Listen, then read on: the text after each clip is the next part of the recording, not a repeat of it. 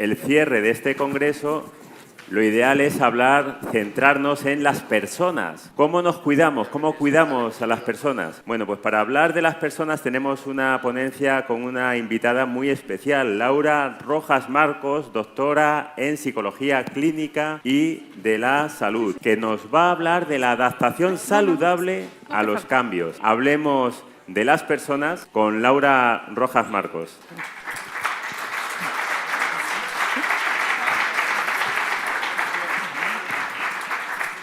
Bueno, antes que nada, qué ilusión más grande poder estar aquí hoy con vosotros para poder compartir información que espero de todo corazón que pueda ser útil y práctico para vosotros. Tener la oportunidad de venir a Tenerife, viniendo de Madrid, con mi plumífero y demás, y tener la oportunidad de poder darme un paseíto ayer por vuestra ciudad tan maravillosa.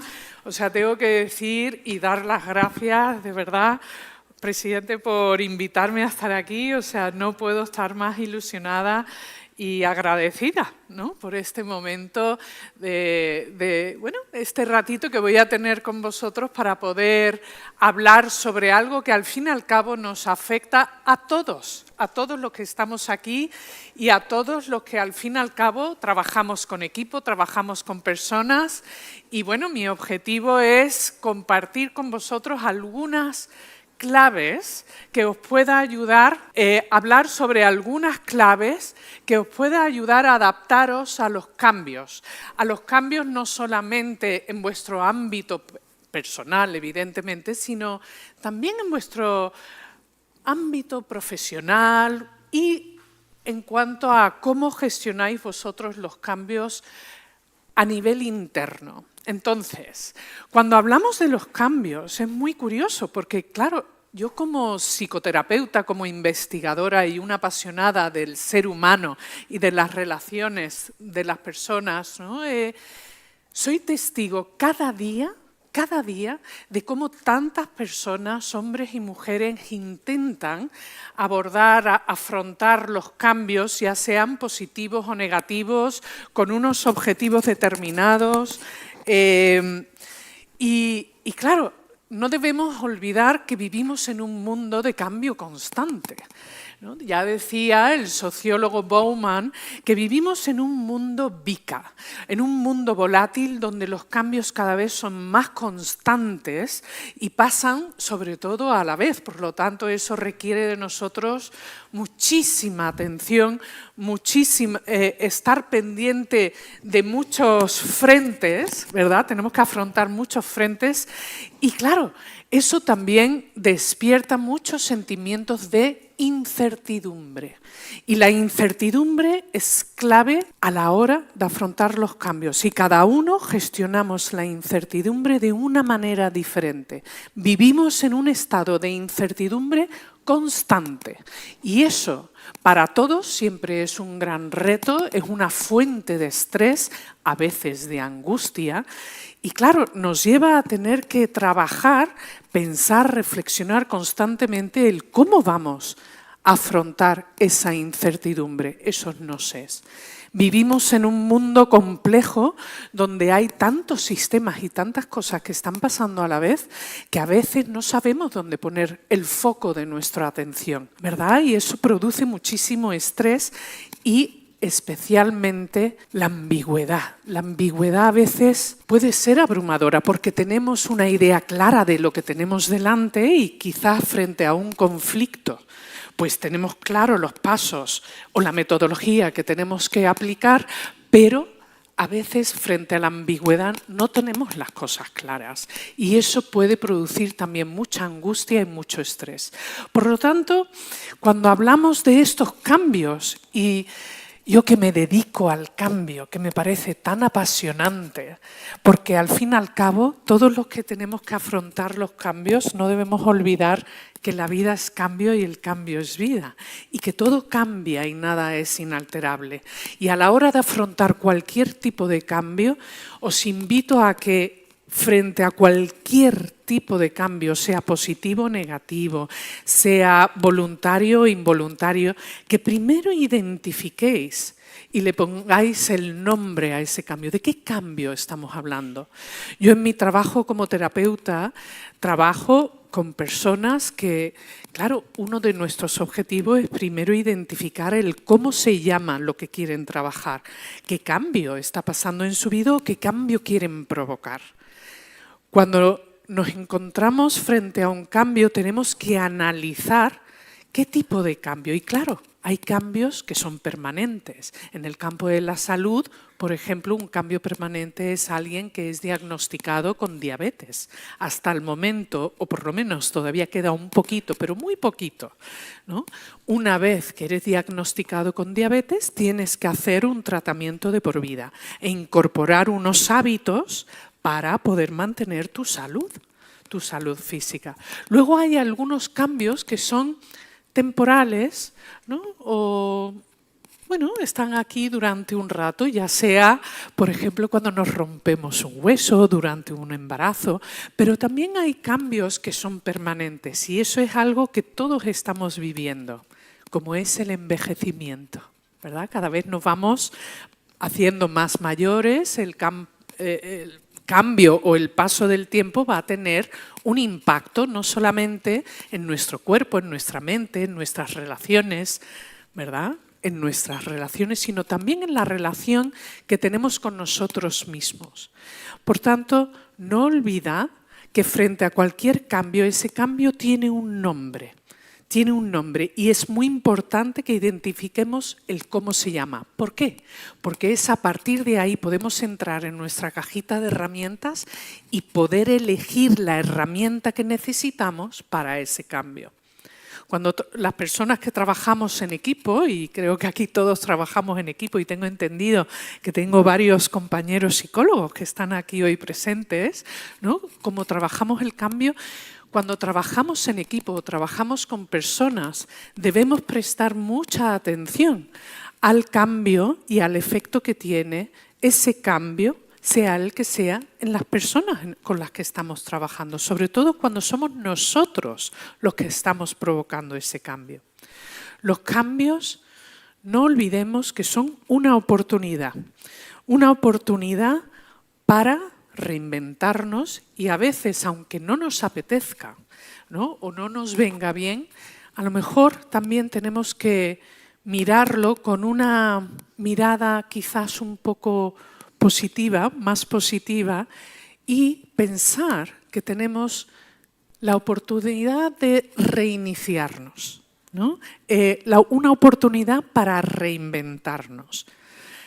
Cuando hablo de los cambios, a menudo les suelo preguntar a las personas, y aquí os hago la pregunta para que respondáis mentalmente, ¿vosotros recordáis el primer gran cambio de vuestra vida? El primero, ese punto de inflexión donde hay un antes y un después. Todos tenemos un momento, ya sea positivo o negativo, momentos diferentes de nuestra vida que hay un antes y un después, un primer gran cambio.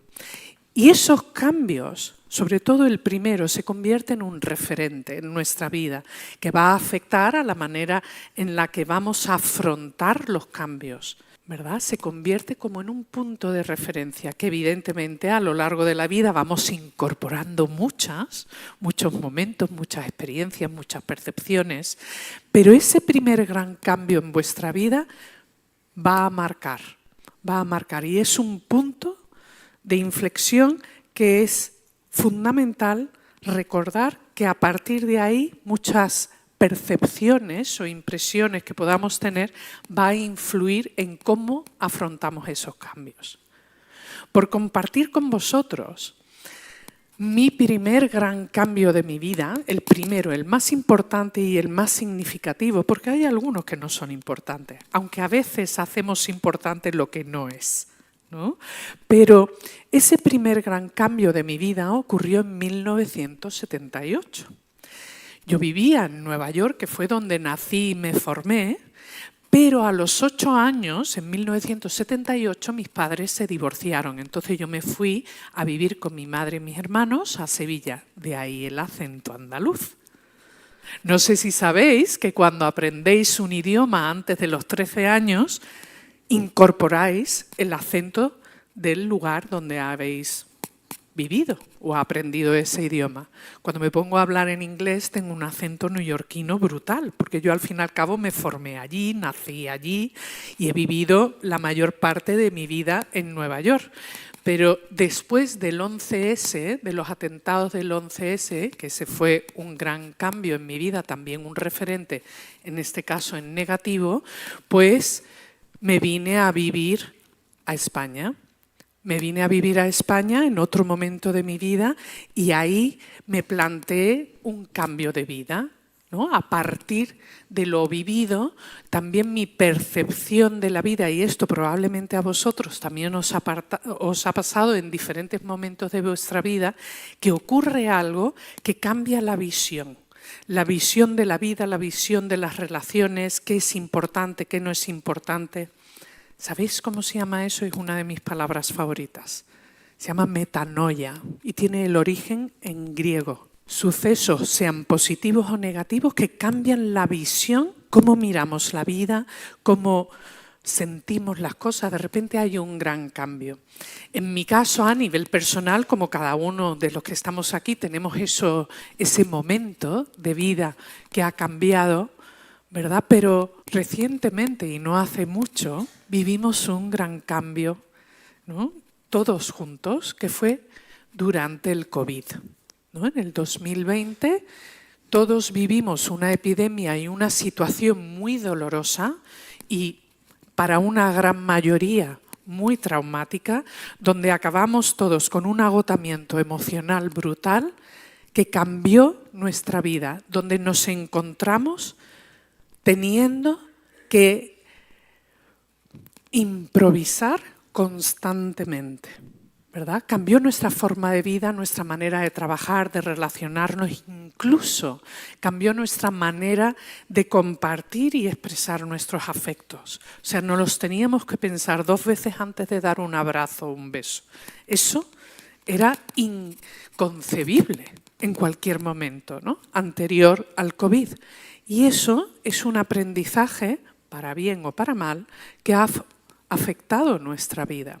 Yo no sé vosotros, pero en mi caso, como terapeuta, claro, yo tengo mi clínica, paso consulta, las clases como docente, me muevo mucho, estoy constantemente viajando y yo me encontré durante el COVID teniendo que adaptar mi manera de trabajar, como vosotros, ¿no?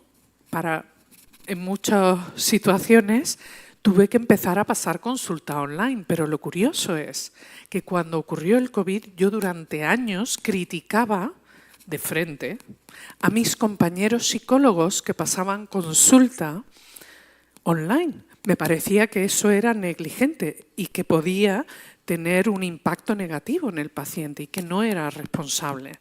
Y les criticaba, digo, pero es que me parece una barbaridad esto de pasar consulta online. O sea, es como, ¿cómo vas a poder ayudar y dar tu 100% a alguien, ¿verdad?, que necesita tu ayuda? ¿Y qué sucedió? Que es que no había más remedio. ¿Y sabéis qué me pasó? Que me encontré en una situación donde quería ayudar, quería atender a mis pacientes o a las personas que me estaban pidiendo ayuda. Y claro, no podía quedar con ellos.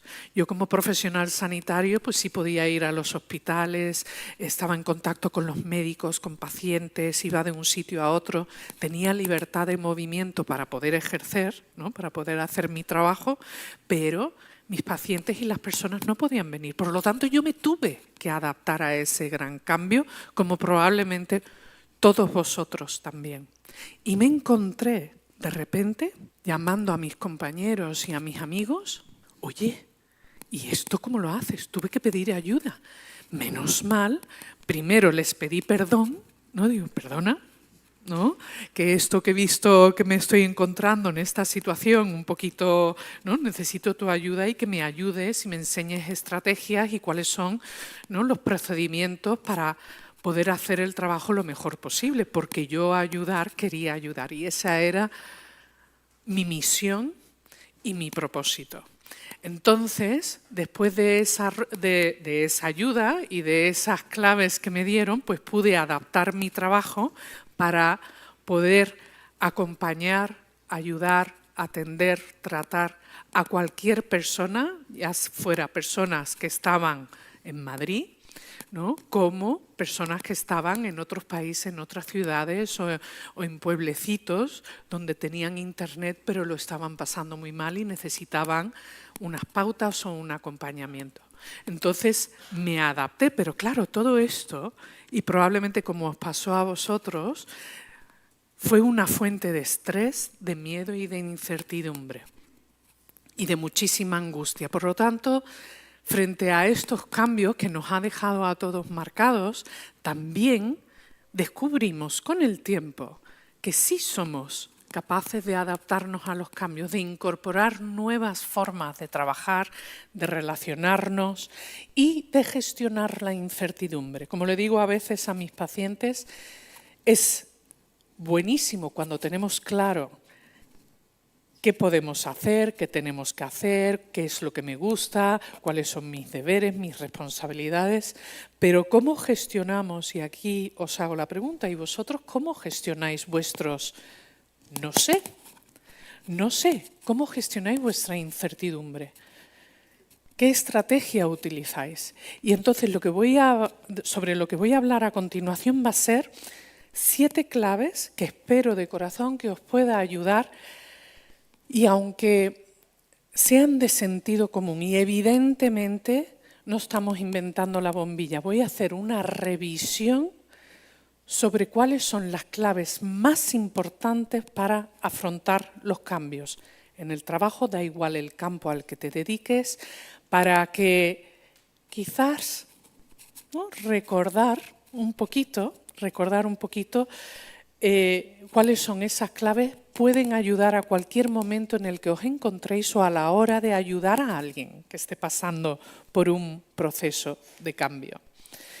Cuando hablamos de las claves, sobre todo cuando hablo de estas 7 claves que voy a compartir ahora con vosotros, quiero que sepáis que he reunido estos 30 y tantos años de estudio, de investigación, de trabajo, ¿no? Lo he reunido todo para poder separar, identificar y ordenar cuáles son esas claves para que sea de una manera fácil, cercana, como si nos diéramos un paseo. Mi objetivo y mi propósito es traducir toda esa ciencia a una forma de integrar y de compartir información que, aunque es de sentido común y os va a resultar muy familiar, evidentemente, quizás va a haber algunos conceptos y algunos términos que vais a decir, pues mira, no sabía que esto se llamaba así. O esto que siento, esto cuando ocurre, tiene un nombre, ¿no? A mí me gusta mucho llamar las cosas por su nombre. Nos guste o no, nos ayuda a ordenar, a hacer limpieza. Por ejemplo, a la hora de gestionar la incertidumbre o el miedo, no todos los miedos son iguales, no todos los estresores son iguales, ¿no? Todas las ansiedades, ni todas las alegrías. Entonces, empecemos por la clave más importante. Tenemos que tener en cuenta que para poder afrontar cualquier adversidad o vicisitud que nos encontremos en la vida, es fundamental conocernos, no solamente como personas, sino también cuando trabajamos en equipo, conocer a nuestro equipo. Conocer también la familia, conocer a la pareja que elegimos, en caso de que se elija pareja, ¿no? Entonces, frente al autoconocimiento, quizás debemos tener en cuenta que venimos a este mundo a partir de una combinación de genes y cromosomas que nos vamos a entrar ahí, pero venimos a este mundo con un temperamento, y esto lo podemos ver mucho con los bebés, ¿no? Hay algunos que son muy inquietos, otros llorosos, otros muy tranquilos, ¿no? Venimos a este mundo con un temperamento, pero a partir de el entorno en el que crecemos, dónde nos criamos, si es un entorno seguro, amable, si es un entorno quizás más desestabilizante, ahí es donde vamos aprendiendo una serie de conductas, valores, principios, hábitos, ¿no?, que va formando nuestro carácter. Entonces, a pesar de que a menudo las personas utilizan el término personalidad, carácter y temperamento como un sinónimo, no lo es, ¿no? Venimos al mundo con un temperamento, a partir de esos aprendizajes se va formando nuestro carácter y la suma de temperamento con carácter es cómo se va formando nuestra personalidad, aproximadamente durante los 20 primeros años de vida. Evidentemente, los 10 primeros años, como saben mis compañeros psicólogos que están aquí, son fundamentales, pero en realidad, y de hecho no hace mucho salió un estudio que explicaba que en realidad la personalidad tardaba aproximadamente entre 20 y 25 años en formarse. A partir de ese proceso de autoconocimiento, qué importante es saber identificar nuestras emociones. ¿Cómo se llama lo que siento? A menudo, por ejemplo, nuestros cuidadores, nuestros padres, abuelos, cuidadores, ¿no?, nos dicen cuando somos muy pequeñitos, si estamos de mal humor, no sé si a vosotros pasa cuando tenéis hambre o estáis cansados, ponéis de mal humor, ¿qué nos suelen decir? Claro, es que estás de mal humor o estás llorando porque tienes hambre o estás cansado. Entonces aprendemos ahí a relacionar una emoción con una respuesta, con una conducta. Pero ¿qué sucede? Aquí Plutnik, y os invito también que le echéis un vistazo, hay muchas teorías sobre las distintas emociones, ¿no? Y como todos sabéis, están las emociones universales, como puede ser la alegría, la tristeza, el miedo, el asco, la ira, ¿verdad? Y algunos investigadores, y yo también estoy ahí, incluimos también la vergüenza, el sentimiento de vergüenza. Hay otros que no lo incluyen, pero yo sí creo que entra dentro de lo que son las emociones universales. Entonces, el aprender a llamar las cosas por su nombre y, por ejemplo, comprender que el sentimiento de ansiedad, ¿no?, a veces, que forma parte de la vida, en distintos momentos va a tener un impacto en nuestra manera de actuar o de gestionar un conflicto, de resolver un problema, de abordar cualquier situación difícil o de tener una conversación difícil o de decirle a alguien lo mucho que significan para nosotros, ¿no? Entonces, el saber cómo se llaman esas emociones, más allá de las emociones universales, como ocurre, por ejemplo, con la ansiedad, es importante porque te va a ayudar no solamente a comprenderte, sino a identificar por qué me siento como me siento y también a comprender por qué soy como soy. Y esto ocurre mucho también en los equipos. Yo trabajo mucho con los departamentos de recursos humanos y a veces hay equipos que viven en un estado de ansiedad constante y a esto hay que prestar atención para poner remedio, porque el ser humano cuando siente ansiedad, que no deja de formar parte del rango del miedo, ¿no?, se paraliza, no ejerce, vamos a decir, la creatividad, la imaginación, o sea, no pensamos igual cuando estamos en un estado de ansiedad que cuando estamos relajados, ¿no?, que podemos estar un poquito más flexibles, ¿no?, y más creativos. Es importante entender que las emociones, aunque se piensa que se sienten aquí, en realidad están en nuestra mente. Y que nuestras emociones están directamente conectadas con nuestro cuerpo. Hay un estudio finlandés de la Universidad de Aalto que se realizó hace unos años, muy interesante, que explica que nuestro cuerpo responde a determinadas emociones. Por ejemplo, como sé que no se ve muy bien la letra, aquí, por ejemplo, tenemos la tristeza. Y en este estudio se midió la temperatura corporal. Y se encontró que personas que se sienten tristes, esto representa la tristeza, ¿no?, que baja la temperatura del cuerpo y a menudo encuentro, y a partir de este estudio, por mi cuenta, ¿no?, cuando estoy pasando consulta con mis estudiantes, observo que personas cuando están sumamente tristes o deprimidas o pasando por un momento de duelo suelen tener frío.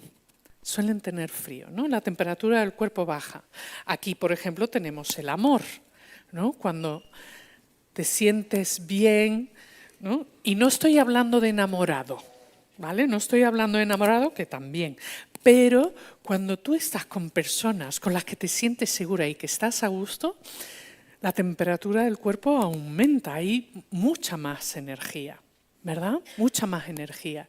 Cuando, por ejemplo, estamos, vamos a decir, enfadados, ¿no? Ahí tenemos el enfado, perdón, aquí. No sé si lo veis. Es muy curioso dónde aumenta la temperatura de nuestro cuerpo. Manos, cabeza, ¿no? Os sorprende las manos. Por eso muchas personas cuando están cabreadas van a las manos y no tienen capacidad para controlar esos impulsos, ¿no? Entonces, no olvidemos que el cuerpo y la mente y las emociones están conectadas. Por eso, y es de hecho la razón por la que muchas personas a menudo somatizan cómo se encuentran. Cuando una persona está en un estado de estrés constante, del estrés del negativo, porque también existe el positivo, ¿no? El positivo es el que te mantiene vigilante cuando estás aprendiendo, cuando estás, ¿no?, enfocado en algo que estás disfrutando. Pero el estrés del negativo afecta a nuestro cuerpo y afecta sobre todo a nuestro sistema inmune. Y claro, no pocas veces, ¿no?, después de estar pasando un periodo de estrés, de angustia, de preocupación, a menudo nos ponemos enfermos con más facilidad. O tenemos dolor de espalda, migrañas, dolor de cabeza, problemas musculares, problemas digestivos. Entonces, aprender a escuchar el cuerpo, fundamental. Y cuando tenemos a personas en nuestro equipo que observamos que se ponen enfermos con mucha frecuencia, es algo a lo que prestar atención. Preguntar, acompañar y escuchar activamente. Cuando hablamos del autoconocimiento, qué importante es saber identificar nuestras relaciones o los estilos de apego. ¿Quiénes son nuestras personas de confianza? ¿Quiénes son las personas que nos producen desconfianza? ¿No? Hay muchos estilos de apego, pero ahí quizás la clave tiene mucho que ver precisamente con el papel que tiene la confianza en nuestra vida. Es fundamental desde que somos pequeñitos aprender a desarrollar esa confianza y no solamente con otras personas, sino con uno mismo. A menudo me encuentro también a personas que tienen dificultad para dejarse aprender. ¿Por qué? Porque eso implica un fracaso, cometer errores, ¿verdad? Quizás la prisa, el estrés o la autoexigencia lleva a que haya personas, y no tengo la menor duda de que aquí debe haber muchas, que sienten la necesidad o consideran que tienen que venir a este mundo sabiendo las cosas y que los errores son como que representan la debilidad o el fracaso. Y no es así. Necesitamos aprender a gestionar también y descubrir nuestros estilos de aprendizaje. Todos aprendemos de una manera diferente. Eso sí, en ese proceso de aprendizaje, sea lo que sea que estemos incorporando, que sea novedoso, vamos a tener que gestionar el fracaso. No sé si sabéis que hay muchísimas fobias, ¿no? La fobia representa el miedo, ¿no? Hay miedos muy razonables. Algunos de los miedos más comunes y más habituales en el ser humano, el número 1 es el miedo a la muerte, ¿verdad?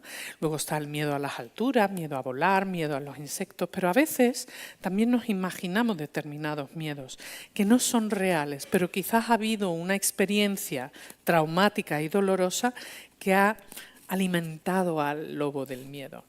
Entonces, cuando hablamos de miedo, hay personas que desarrollan tanto miedo al fracaso y desarrollan lo que se llama atiquifobia, pavor por cometer errores. Por lo tanto, se quedan paralizados en el análisis, la parálisis por análisis, y no saben en qué dirección ir, se quedan paralizados. Y eso, evidentemente, tiene un impacto no solamente a nivel laboral, sino en su autoestima, ¿no?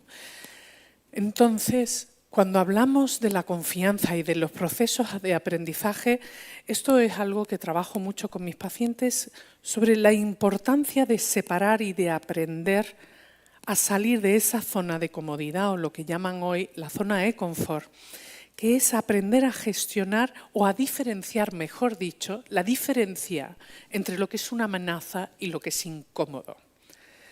Lo que es desconocido, lo que es poco familiar, a veces sentimos miedo cuando en realidad lo que sentimos es incomodidad y no es lo mismo. De hecho, hay pocas cosas que son grandes amenazas y aprender a diferenciar entre el miedo y la incomodidad es fundamental porque nos va a ayudar a poder gestionar situaciones novedosas y adaptarnos al cambio de una manera mucho más saludable. Y os lo voy a demostrar ahora. Os voy a invitar a que cojáis las manos. Si cogéis las manos y las cruzáis, veréis que las cruzáis siempre de la misma manera. Esta es vuestra zona de confort. ¿Lo veis? ¿Verdad? Esta es la zona de confort. Siempre las cruzáis de la misma manera. Esto es lo cómodo. Aquí no estamos aprendiendo nada. Aquí estamos calentitos en la zona de confort. Ahora, si cogéis las manos, las cruzáis en la zona de confort y las cambiáis de posición, ¿cómo os sentís? Ahora mismo vuestro cerebro está estresado. Os acabo de estresar. Estáis súper estresados. Vuestro cerebro ahora mismo está, ¿esto qué es? Esto no me gusta, esto es peligroso o es incómodo. Ahora mismo el cerebro está súper estresado. Si volvemos a la posición cómoda, vuestro cerebro acaba de hacer... ¿Sabéis cómo se llama eso? Alivio. ¿Verdad? Alivio. Si nos ponemos en la situación incómoda, que no es una amenaza, es eso, es lo que es incómodo. ¿Qué quiero decir con esto? Que cualquier proceso de aprendizaje requiere pasar por la zona de incomodidad, pero no necesariamente es peligroso. Entonces vamos a diferenciar lo que es una amenaza de una situación incómoda. ¿De acuerdo? Y esto os invito a que lo hagáis si tenéis familia, sobre todo si tenéis a pequeños, ¿no? Que están continuamente aprendiendo, incorporando nuevos hábitos, ¿no? ¿Esto qué es? ¿Esto es incómodo o me da miedo? Y aquí también os voy a hacer otra sugerencia que os va a sacar una risa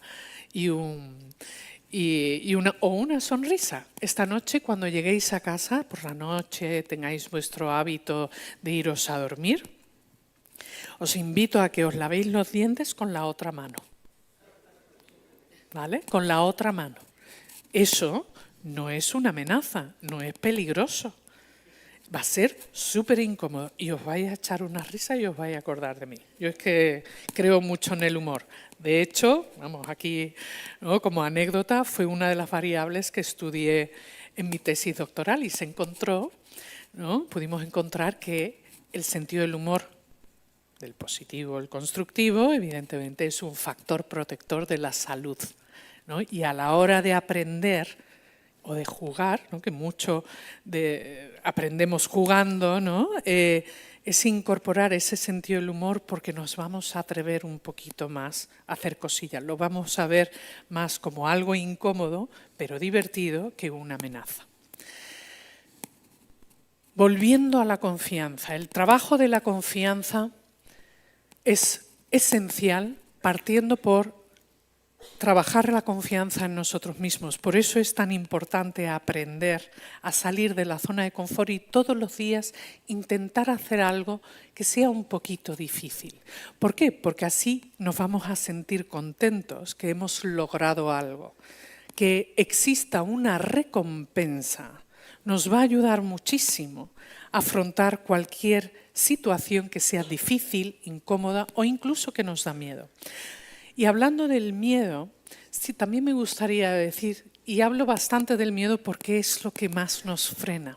Aunque nos salva la vida, necesitamos poder sentir miedo, pero un miedo razonable y sano, no vivir en el miedo.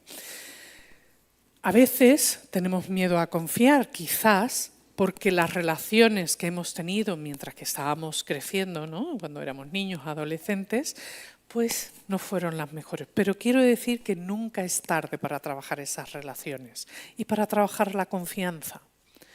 Cuando pienso en la confianza, para mí la confianza es el pegamento que une y que separa.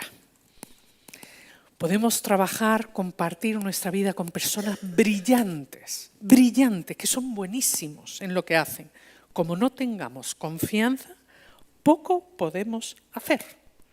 Por lo tanto, a la hora de trabajar con equipos, a la hora de abordar un tema familiar difícil o a la hora de planificar unas vacaciones, y ahora que se acercan las fiestas, no quiero ni contar el trabajo que tengo yo en enero, ¿no? Porque ahí pasan muchas cositas, ¿no? Pasan muchas cositas. Muy buenas en muchos casos, que esos no son los que suelen venir a mi consulta, ¿no? Y luego situaciones quizás más conflictivas, ¿no? Entonces, claro, donde se despiertan determinados sentimientos. Yo aquí suelo invitar a las personas a que hagan una lista de personas de confianza y os pregunto, ¿quiénes son vuestras personas de confianza? ¿Quiénes son? ¿Quiénes son vuestras personas de confianza? No tiene por qué ser la familia. Que a veces se da por hecho que es la familia, que no, que no. ¿Quiénes son vuestras personas de confianza? Están esas personas que elegimos, ¿verdad? Como un buen amigo, y están los no elegidos que también pueden ser de nuestra confianza, de algunos familiares. Pero no hay que dar por hecho que por el título, ¿no?, que tenga esa persona en nuestra vida es de confianza. No, eso se siente.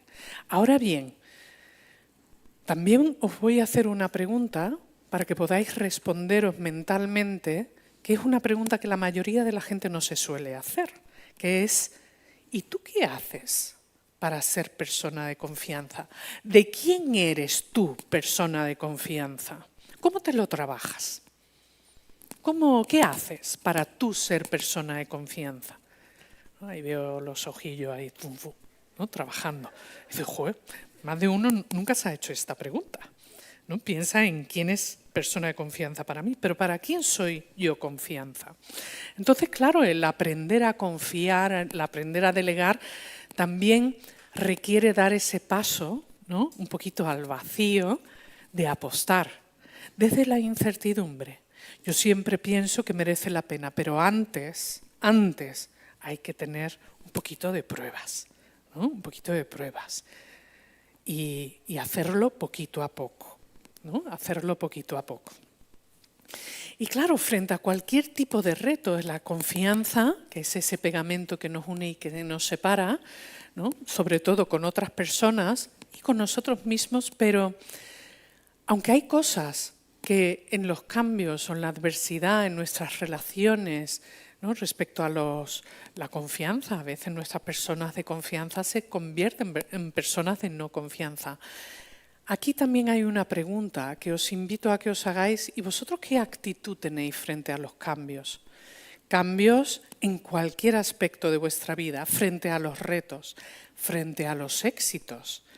Parece que frente a un éxito, cuando logramos nuestro objetivo, que lo celebramos, y no es así. A menudo me encuentro a personas que dicen, ¡jo!, ya he conseguido esto, lo siguiente. Y no hay como una recompensa, una celebración, aunque sea mentalmente. ¡Jo!, date una palmadita también en la espalda, que ahí probablemente ha habido un esfuerzo importante. ¿Por qué digo esto? Porque el reforzamiento positivo a la hora de trabajar con otras personas, con nuestros equipos, empezando por nosotros mismos, es importante. Esto no es hacer la pelota, ¿vale? El refuerzo positivo lo necesitamos todos y eso retroalimenta no solamente la autoestima y el sentirte bien y el espíritu aventurero que tenemos dentro y reduce el miedo, sino que nos ayuda también a conectar con la parte de nosotros valiente y que tengamos coraje. Entonces, el cómo afrontamos o qué actitud tenemos frente a esos cambios o a la adversidad va a ser muy importante, porque eso sí lo podemos elegir. A lo mejor lo que nos ocurre no lo podemos elegir y tenemos que apechugar y a lo mejor tenemos que ponernos en contacto con nuestro yo y ser proactivos. Podemos ser resistentes, ¿no? Podemos resistirnos al cambio y a veces es importante resistirse, pero quizás tener una actitud pasiva no es la mejor. Y esa actitud pasiva a veces nos puede llevar a meternos en grandes líos, ¿no? Las personas que tienen una actitud pasiva es como las vacas miran al tren, se quedan como si no fuera con ellos, ¿no? Y eso no pocas veces lleva a la sorpresa. Y no sé si os parece que hay personas que viven en un estado de sorpresa constante, ¿no? Todo es una sorpresa, pero esto es que no lo veía venir. Es verdad que no podemos estar atentos a todo, porque en un mundo VICA no podemos estar atentos a todos. Y va a haber cosas que nos van a sorprender. Pero tampoco hay que vivir despistado, ¿no? Y si estamos en un estado de despiste, quizás necesitamos preguntarnos, ¿qué está pasando en mi vida? ¿Necesito un poco de ayuda o cuál es mi actitud frente a la situación que estamos viviendo? Y aquí entramos en la tercera clave. Una clave que a mí me encanta, que tiene que ver con las estrategias de afrontamiento. En el campo de la psicología, como muchos de mis compañeros que estáis aquí sabéis, están los mecanismos de defensa, eso que llevamos a cabo frente a una situación determinada de manera inconsciente. Pero yo me voy a centrar un poquito en esas estrategias de afrontamiento, porque esas son las conscientes. ¿Qué elijo yo a la hora de afrontar dificultades o alegrías? ¿No? Entonces están los círculos virtuosos, ¿no? Por ejemplo, si estoy estresado, pues me ayuda a dar un paseíto o a hablar con algún amigo, dar un paseo solo, ¿no? A lo mejor con música. Yo soy para mí personalmente el caminar con música es una de las mejores medicinas, ¿no? O hay personas que a veces incorporan hábitos que son más, pues, que entran dentro de lo que llamamos los círculos viciosos, ¿no? Evidentemente no somos seres perfectos y a veces vamos a llevar a cabo conductas que a lo mejor en un momento dado, pues, no son los mejores, pero bueno, un día no pasa nada. El problema es cuando esos hábitos empiezan a ser perdurables en el tiempo, ¿no? Y se vuelven destructivos. Entonces, es importante que cuidemos esos hábitos. Y hay un ejercicio que me gustaría compartir con vosotros por si en algún momento os encontráis estresados y no tenéis a alguien a mano o si tomáis medicación tampoco lo tenéis a mano. Y esto es algo que yo lo practico todos los días y me gusta compartir cosas que voy descubriendo a lo largo de la vida que son positivos de manera natural y que suele ayudar muchísimo, que es la respiración cuadrada. Esta técnica de respiración la aprendí tras los atentados del 11S, donde trabajaba mucho con los servicios de emergencia y demás, y claro, ahí estábamos todos en un estado constante de estrés, de angustia, y después también me encontré en Madrid cuando tuvimos el atentado del 11M, ¿no? Entonces, claro, estas técnicas, que aunque son temporales, ayudan a conectar la mente con el cuerpo y con las emociones. Y el ejercicio de respiración, que probablemente algunos de vosotros ya conocéis, se llama la respiración cuadrada.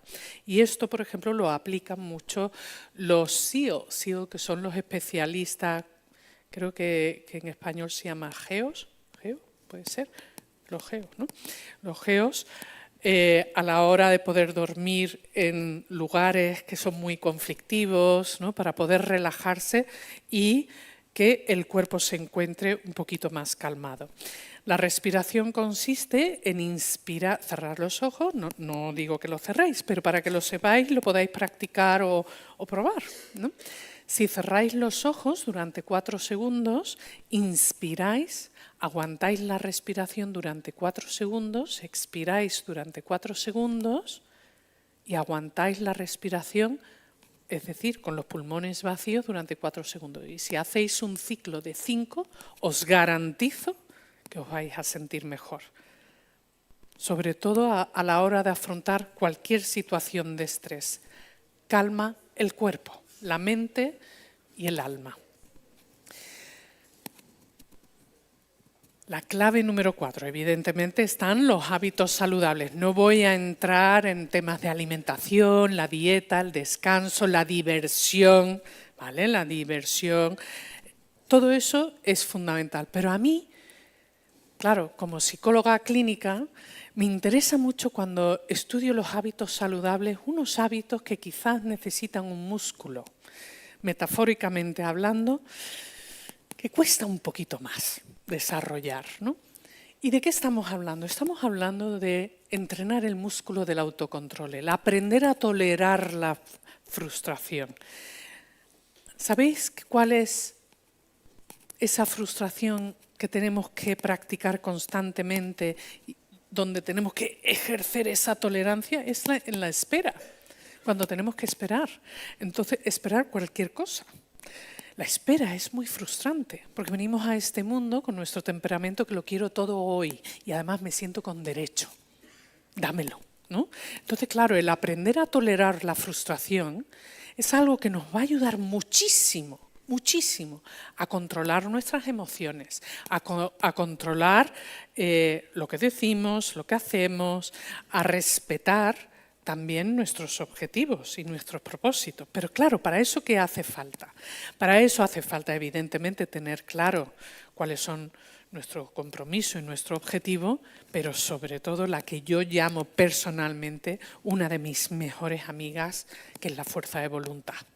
La fuerza de voluntad yo siempre me la imagino como Atenea, la diosa, ¿no?, de la mitología griega, Minerva para la mitología, ¿no?, romana, que claro, es un músculo, metafóricamente hablando, que si no lo practicamos, si se aleja mucho, ¿verdad?, después nos cuesta trabajo. Y ahí, a la hora de aplicar cualquier tipo de hábito, cualquier tipo de cambio de conducta, es fundamental aplicarlo de manera constante. Tenemos que ser constantes y repetir. Para poder incorporar un nuevo hábito tenemos que repetirlo y no seguido, ahora quiero hacer ejercicio, pues hacer 20 pesas hoy. No, tiene que ser a lo largo del tiempo. Y claro, a menudo ahí entra en conflicto con la motivación, ¿verdad? A veces cuando trabajo con estudiantes y me dicen, jo, Laura, tengo los exámenes, no sé qué hacer, porque es que tengo que estudiar pero no estoy motivado, ¿qué hago? Y me quedo así, digo, pues apechuga, te aguantas y estudia de todas maneras, ¿no? Esto es como, no, es que no estoy motivado, digo, pues te aguanta. La motivación es como el estado de ánimo. No podemos depender de nuestro estado de ánimo.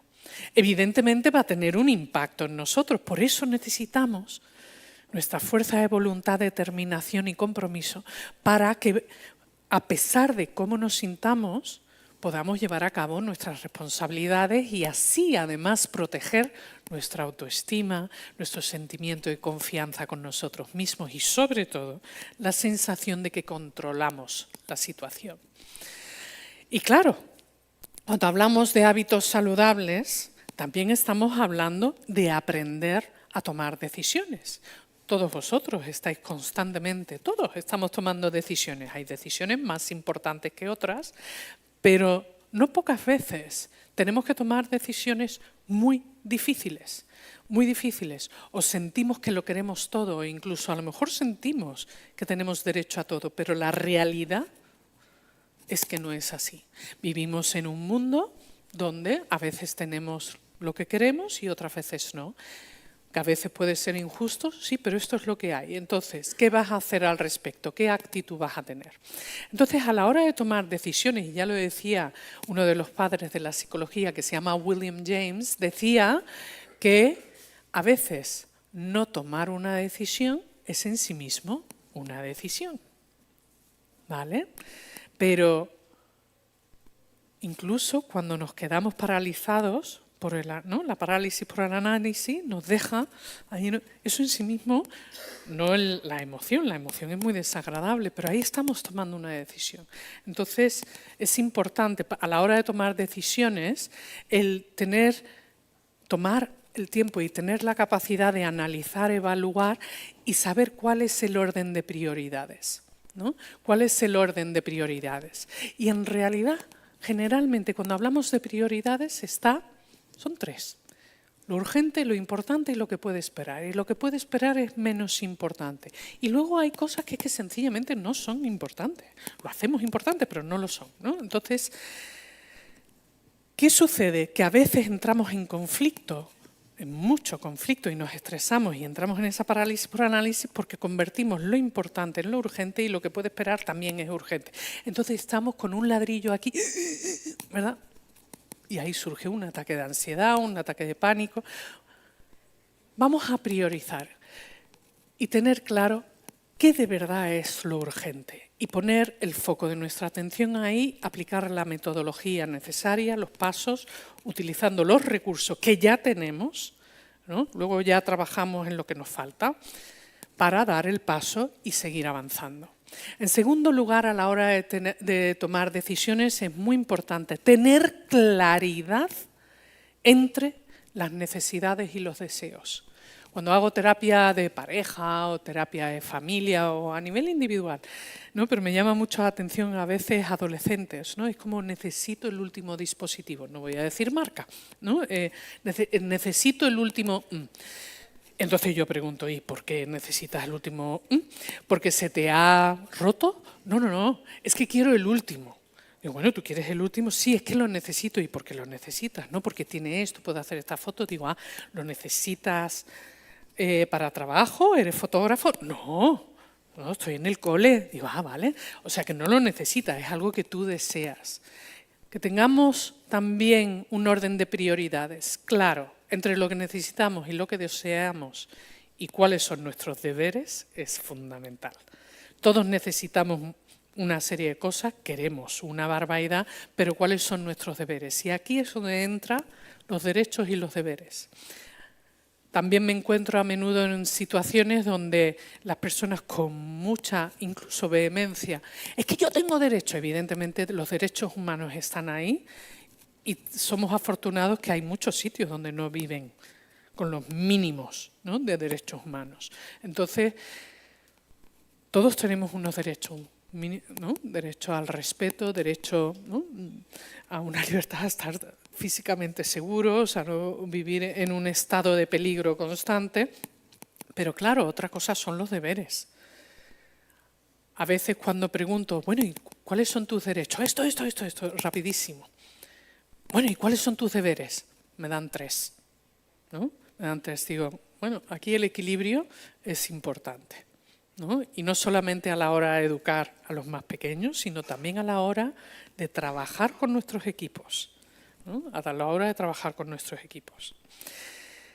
Quinta clave, que esta me encanta, es, ¿tenemos claro cuáles son nuestros propósitos? Los pasos que tenemos que dar para poder conseguir nuestros objetivos. ¿Tenemos claro cuáles son nuestros objetivos? Cuando trabajamos en cualquier proyecto, ya sea profesional, personal, familiar, lo que sea, si hay algo que he visto a lo largo de los años investigando, estudiando, yo me considero la eterna estudiante, ¿no? Y la curiosidad es algo, ¿no?, que a mí me entra hambre y siento la frustración a veces como que me falta tiempo para seguir aprendiendo y claro, ¿qué sucede? Una de las cosas que he ido observando a lo largo de los años es que si podemos, frente a cualquier cambio, proyecto, lo que sea, objetivo, meta, propósito, si podemos responder a estas 6 preguntas, tenemos mucho hecho. ¿Hace falta todos los ingredientes antes de empezar cualquier proyecto? No, pero sí los básicos y hay que tener claro cuáles son los fundamentales y cuáles son los que no lo son. Si voy a hacer un bizcocho, ¿hace falta el chocolate? No, pero sí hay otra serie de ingredientes que son fundamentales y básicos para hacer un bizcocho. ¿Cuáles son esas preguntas? Pues si tenemos claro estas 6 preguntas, os garantizo que os puede ayudar muchísimo para llevar a cabo cualquier metodología, es decir, un plan de acción para seguir caminando y avanzando. ¿Qué es lo que tengo que hacer? ¿Por qué? ¿Para qué? ¿Quién? ¿Cómo? ¿Y cuándo? Y yo a esto además le incorporaría el cuánto. ¿Cuánto cuesta? ¿Cuánto de mis recursos, no solamente económicos, energía, ¿no? ¿Cuánto tengo que invertir? ¿Vale? Evidentemente, para cualquier plan de acción, para cualquier propósito, tenemos que tener en cuenta pues, el tiempo, la energía, todos nuestros recursos humanos, económicos y demás, que esto aquí no voy a entrar, cada uno se organiza a su manera. Pero sí me parece interesante que a la hora de trabajar, ¿no?, con esos recursos, a menudo me cruzo con personas que sienten la obligación, el deber, ¿no?, hablando de deberes anteriormente, que lo tienen que dar todo. O jefes de equipo que esperan de su equipo que lo den todo. Que lo den todo. Y entonces, ¿no?, a veces las personas entran en conflicto respecto a cuánto tengo que dar. ¿Cómo se gestiona ese tiempo, ese recurso del tiempo y energía que no recuperamos nunca? O sea, es una inversión, pero hay que hacerlo de manera responsable. Y eso me gusta llamarlo la generosidad responsable. Si tú tienes 100 euros y das los 100 euros, eso no te hace más generoso y menos de manera responsable. He trabajado con personas que han ganado la lotería muchísimo dinero para tener resuelto generaciones y generaciones y se han encontrado que en menos de un año lo han perdido todo. Pero no solamente el dinero, a los amigos, familiares, incluso los negocios, ¿no?, o sus cositas que tenían antes, ¿no? ¿Por qué? Porque no han hecho un análisis y una distribución, no han utilizado los compartimentos estancos de sus prioridades y está muy bien y es muy bonito, ¿no?, el querer ayudar a gente, pero no, primero te tienes que ordenar tú para poder ayudar a otros, ¿vale?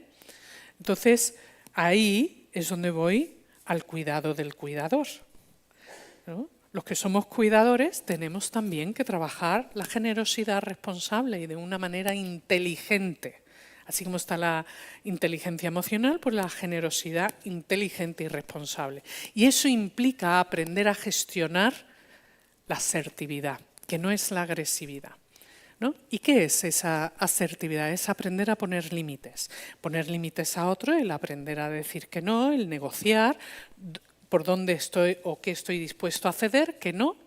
Pero esa asertividad no solamente hay que aplicarla a otros.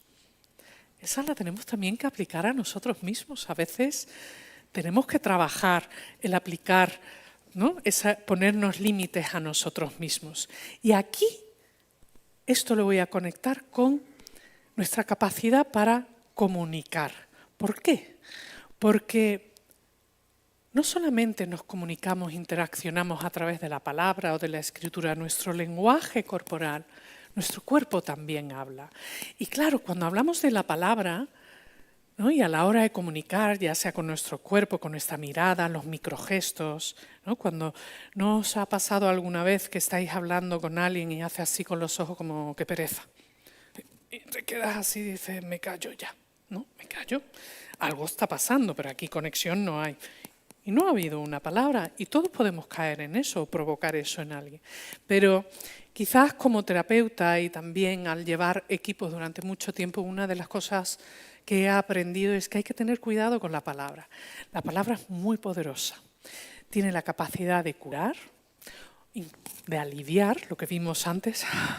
Ay, menos mal que hemos hablado de esto, ¿no? Esa sensación de alivio es fundamental, pero también tiene la capacidad de destruir y de herir mucho, mucho. Por lo tanto, tengamos mucho cuidado con nuestras palabras, con el lenguaje que utilizamos. Cuidemos no solamente la forma en la que nos comunicamos con otros, sino también vamos a cuidar la dieta de nuestros pensamientos.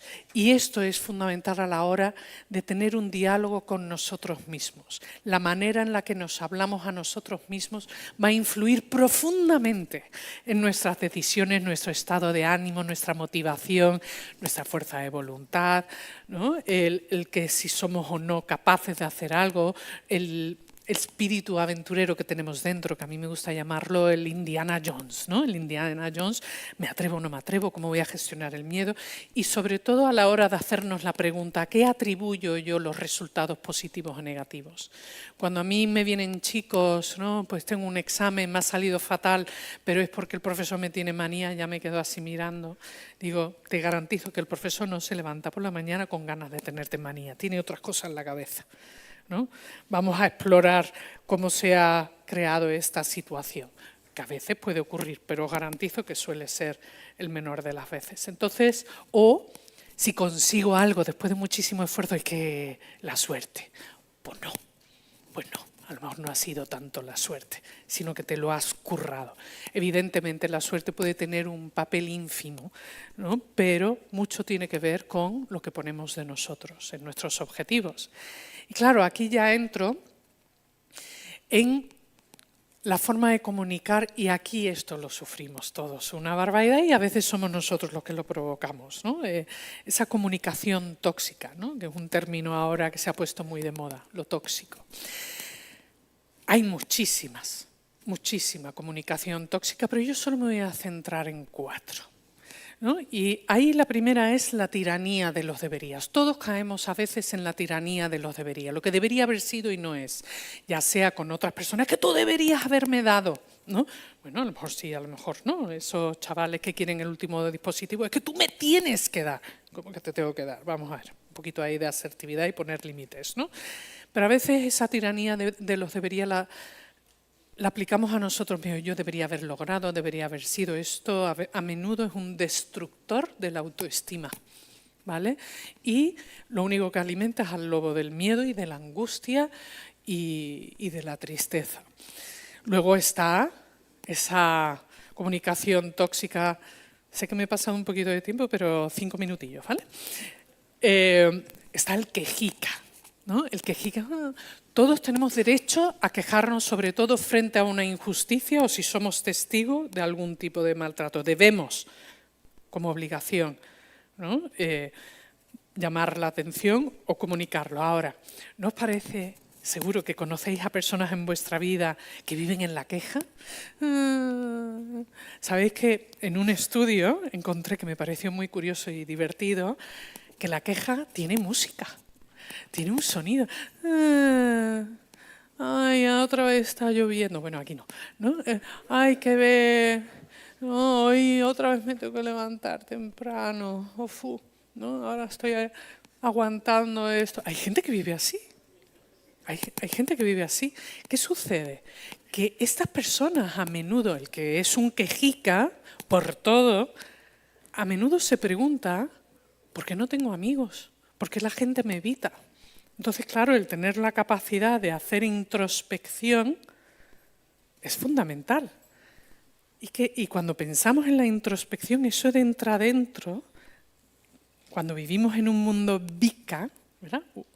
Volátil, incertidumbre, complejo y ambiguo, ¿no? Pues también no hay que olvidar que eso, si le damos la vuelta a la tortilla, podemos darle visión, introspección, analizar, ¿no? Desde la humildad, ¿verdad? Desde la comprensión,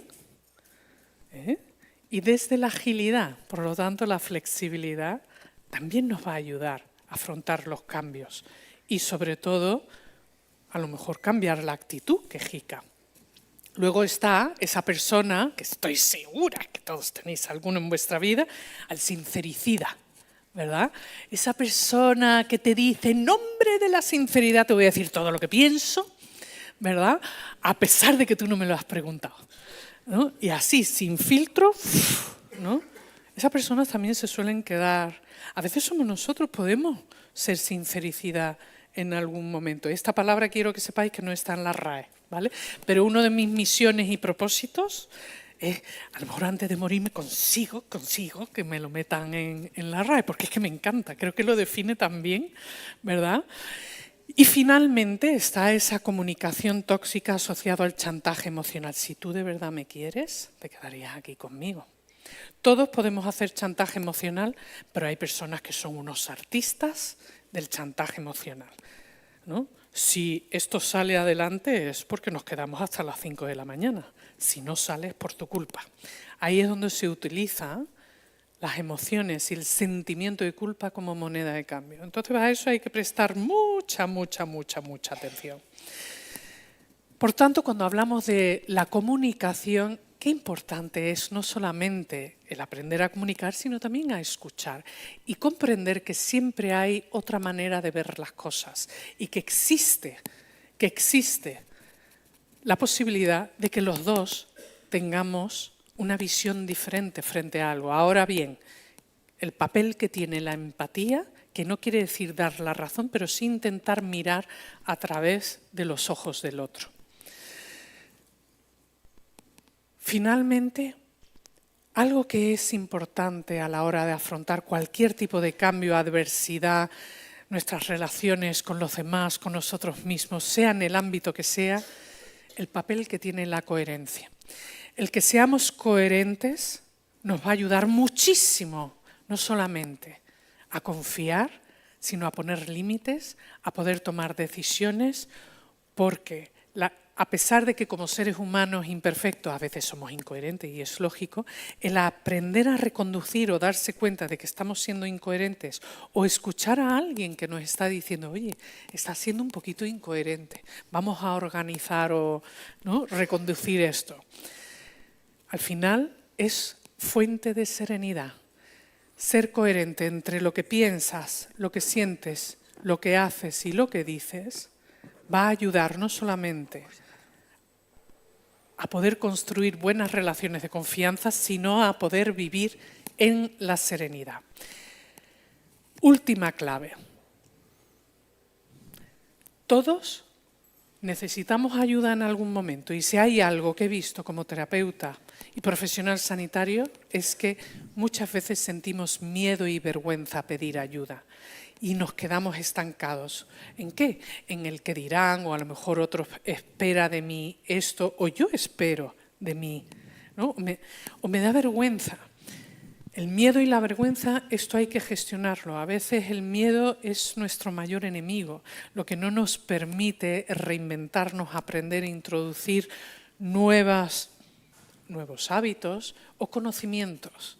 Entonces, a veces en la vida todo va bien, pero esto no suele ser la constante. No suele ser la constante porque pasan cosas. Ahora bien, ¿qué hago ante esa situación? ¿Cómo lo resuelvo? ¿Qué actitud tengo? Pues bueno, el pedir ayuda a veces nos dan ideas. Y por eso todos los que estamos aquí, que trabajamos con personas, tenemos que confiar en que podemos encontrar la solución, ¿no? La solución o quizás caminos posibles para salir adelante y igual nos sorprendemos, ¿verdad? Igual nos sorprendemos. Y donde teníamos miedo, quizás descubrimos que, oye, pues esto se puede gestionar. Una de las preguntas que yo con más frecuencia trabajo cada día, y esto es algo que aprendí a nivel personal, a la hora de afrontar cualquier cambio, es fundamental abordar el miedo y tratar el miedo. Y a esto os invito que os hagáis la pregunta de ¿en qué miedo descubristeis que erais valiente? ¿Por qué? Porque es una manera muy sana de poder afrontar una dificultad sin ponerte de perfil con esa emoción que al fin y al cabo es un aviso de nuestro sistema de alarma que nos está avisando que hay algo ahí que tenemos que prestar atención, pero nos ayuda a conectar con nuestro coraje, Y así podremos abordar cualquier tipo de cambio que vaya ocurriendo a lo largo de la vida, apoyándonos en las palabras de Charles Darwin, que es: no es el más fuerte el que sobrevive, sino el que mejor se adapta a los cambios. Muchísimas gracias. Gracias. Gracias.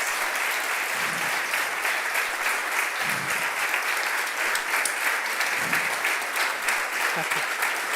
Muchas gracias, Laura Rojas Marcos. Muchas Qué gracias. brillante manera de acabar este congreso Cremetal.